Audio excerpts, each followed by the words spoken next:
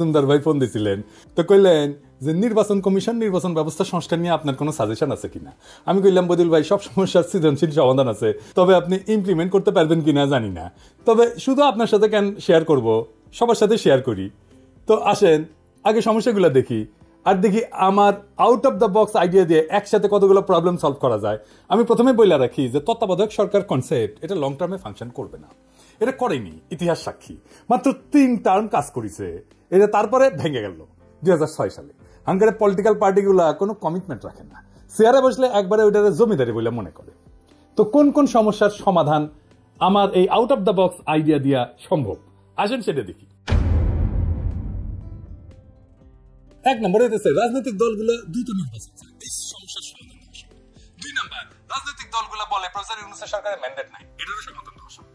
3 নম্বর তত্ত্বাবধায়ক সরকার ছাড়া সুষ্ঠু নির্বাচন করার যে সমস্যা সেটারও সমাধান সম্ভব। 4 নম্বর ধ্বজভঙ্গ উপদেষ্টা পরিষদ, এটাও রিস্ট্রাকচার করা সম্ভব। 5 নম্বর নির্বাচনে ব্যাপক কারচুপি, ভোট কেনা বেচা, এই সমস্ত সমস্যা সমাধান সম্ভব।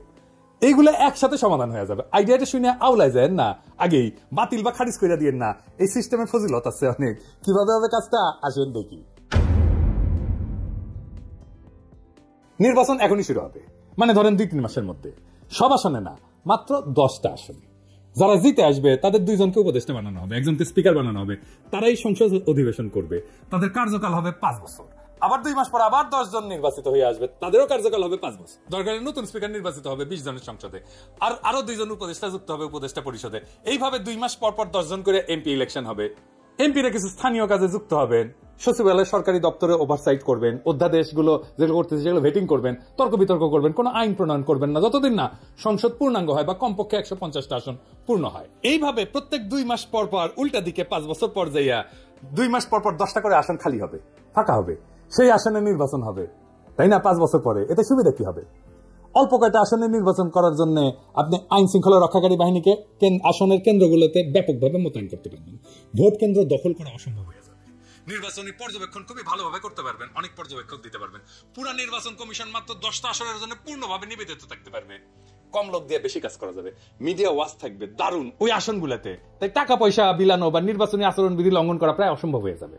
একটা হাইব্রিড শাসন চলবে কিছুদিন, যেখানে জনগণের নির্বাচিত প্রতিনিধিরাও থাকবে এবং ক্রমাগত তাদের সংখ্যা বাড়তে থাকবে। তারা অধ্যাদেশ ভেটিং করে দিলে উপদেষ্টা পরিষদের একছত্র কর্তৃত্ব খর্ব হবে এবং একটা আলাপ আলোচনা, তর্ক বিতর্ক হবে, ব্যালেন্স অফ পাওয়ার আসবে। অন্তর্বর্তীকালীন সরকার ধীরে ধীরে নির্বাচিত প্রতিনিধিদের প্রতিস্থাপিত হবে। হঠাৎ করে পরবর্তী সরকারকে দায়িত্ব নিতে হবে না, তাদের একটা প্রস্তুতি থাকবে। দ্রুত নির্বাচন দিতে হবে, এটা শুনতে হবে না প্রেসিডেন্ট ইউনূসকে, নির্বাচনের মধ্যে শুরু হয়ে যাবে। এই সরকারের ম্যান্ডেট নাই, এই অভিযোগে শুনতে হবে না। গ্র্যাজুয়াল ইলেকশনের জন্য সরকারি দলের উপর একটা চাপ থাকবে যে মেয়াদ পূর্ণ হওয়ার আগেই সরকার পাল্টে যেতে পারে। জনগণ নির্বাচনে মাত্র 10টা সিটের সরকারি দলকে হারাই দিয়া সরকারি দলকে বার্তা দিতে পারে যে তাদের শাসন অজনপ্রিয় হয়ে গেছে, তাদের 5 বছর পর্যন্ত অপেক্ষা করতে হবে না রায় দেওয়ার জন্য। সরকার 2.5 বছরে বদলে ফেলা সম্ভব। আপনারা দেখবেন সাধারণত সরকার গঠনের প্রথম 4টা বছর এর তুলনায় শেষ বছরের চিত্র কিন্তু ভিন্ন হয়। কিছুটা সংযত হইয়া শেষ বছরটা সরকার, সরকারি দল, নেতাকর্মী অনেকটাই জনবান্ধব হওয়ার চেষ্টা করে। কারণ একটাই, যে সে তার ইমেজের যে ক্ষতি হয়েছে সেটা সরকারের শেষ বছরে ভালো করতে চায়। কারণ সামনে নির্বাচনের খাড়া যদি সবসময় ঝুলায় রাখা যায় তাহলে এটা কত ভালো হবে ভেবে দেখেন।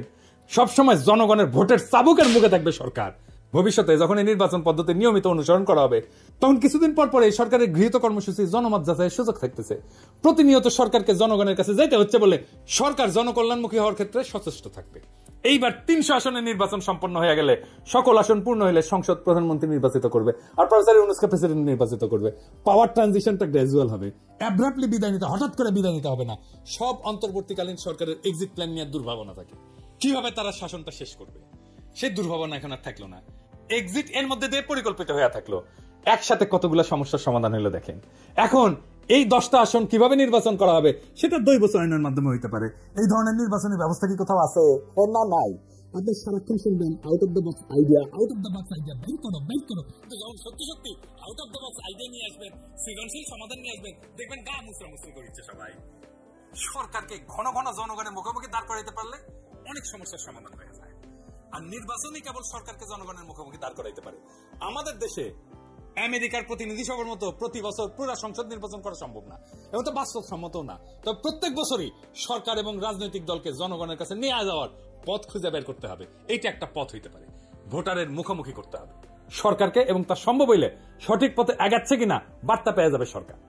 5 বছর পর পর একটা জাতীয় সংসদ নির্বাচন তত্ত্বাবধায়ক পদ্ধতির মধ্যে দিয়ে হোক, বর্ণ পদ্ধতির মধ্যে দিয়ে হোক, এই যে কোনো সুফল বয়ে আনতেছে না সেটা তো প্রমাণিত।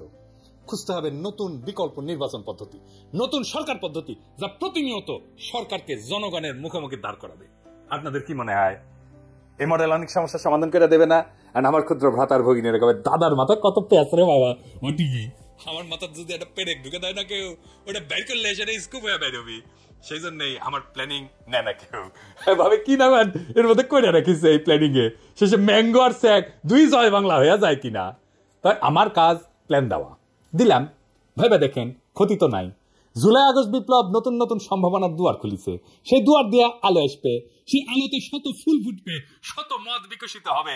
এইভাবেই দেশ আগায় যাবে, নতুন দেশের পথে আমরা অল্প অল্প করে আগাইতে থাকবো, এবং সেটাই হবে বিপ্লব। ইনকিলাব জিন্দাবাদ।